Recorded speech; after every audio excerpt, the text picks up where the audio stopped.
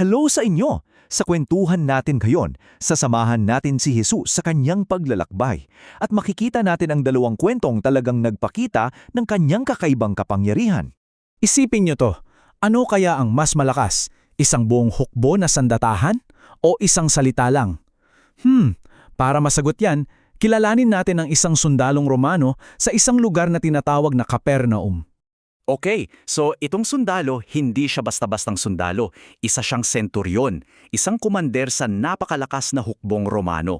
Pero alam nyo, kahit gaano pa siya kalakas sa labanan, merong siyang isang malaking problema sa bahay niya. Yung paborito niyang alipin, yung taong malapit talaga sa puso niya, ay may malubhang sakit, paralisado siya at, malapit nang mamatay. Dito na pumasok ang balita tungkol kay Jesus. Narinig ng senturyon na kaya niyang magpagaling. Pero hetong nakakabilib. Kahit na isa siyang mataas na opisyal, pakiramdam niya hindi siya karapat-dapat para puntahan pa ni Jesus sa bahay niya. Ang humble niya, di ba? Kaya ang ginawa niya, nagpadala na lang siya ng mga kaibigan para maghatid ng mensahe. Ganyan ang ipinasabi niya kay Jesus. Panginoon, huwag ka nang mag-abala. Hindi po ako karapat-dapat na pumasok ka sa bahay ko. Ganon ang mensahe niya pero mayroong siyang ibang naisip na paraan. At ito talaga ang abangan nyo. Ang healing niya ay napakasimple pero napaka-powerful. Sabihin mo lang ang salita, sabi niya, at gagaling na ang lingkod ko. Wow! Naniniwala siya na hindi kailangan ni Jesus na pumunta doon. Salita lang, sapat na. Alam nyo, ang gando ng paliwanag niya. Sabi niya, kasi ako, sundalo ako. Kapag naguutos ako, sunusunod ako ng mga tauhan ko. So nagets niya yung konsepto ng authority. Para sa kanya, si Jesus ay may otoridad mula sa Diyos at kahit ang sakit, susunod sa utos niya. Ganun kasimple. Grabe ano? Si Jesus mismo namangha. Sabi niya, sa buong Israel, hindi pa raw siya nakakakita ng ganitong kalaking pananampalataya. Galing sa isang sundalong Romano pa, ha? At dahil sa pananampalatayang yun na. Sinabi na ni Jesus ang salita. At sa oras ding iyon, sa isang iglap, yung aliping malayo sa kanila, gumaling. Just like that, isang salita lang. So yung unang kwento natin tungkol sa isang taong humingi ng tulong dahil sa laki ng pananampalataya niya. Ngayon naman, dadako tayo sa pangalawang kwento. Dito, makikita natin ang habag ni Jesus para sa isang taong hindi man lang humingi ng tulong. Tara, samahan natin si Jesus sa pagpunta niya sa isang nayon na tinatawag na Nain. Okay, so imagine this. Masayang-masaya yung mga taong kasama ni Jesus. Ang dami nila, naglalakbay sila, pero pagdating nila sa may gate ng nayon, biglang nag-iba ang atmosphere.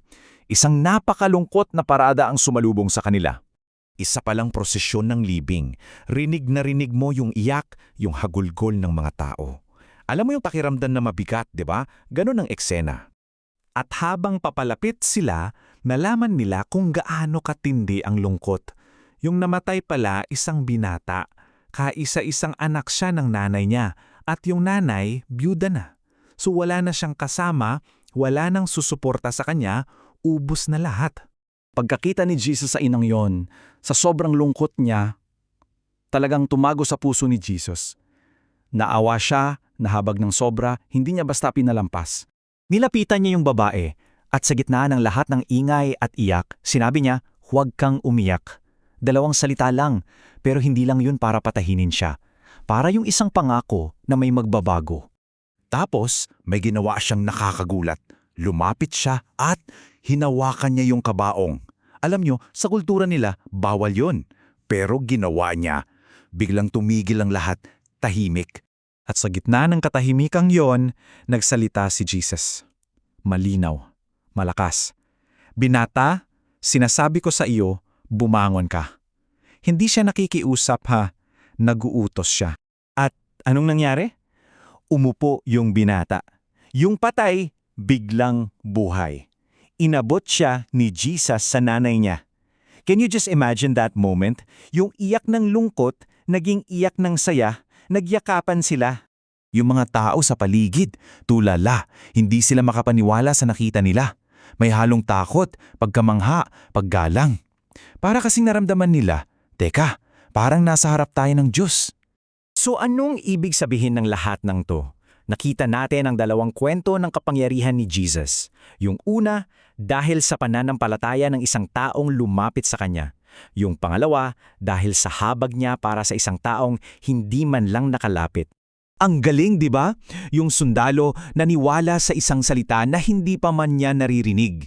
Yung ina naman, nakarinig ng isang salitang hindi niya kailanman inaasahan.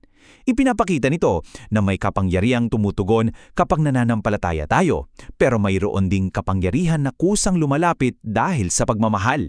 Nakakamangha, di ba?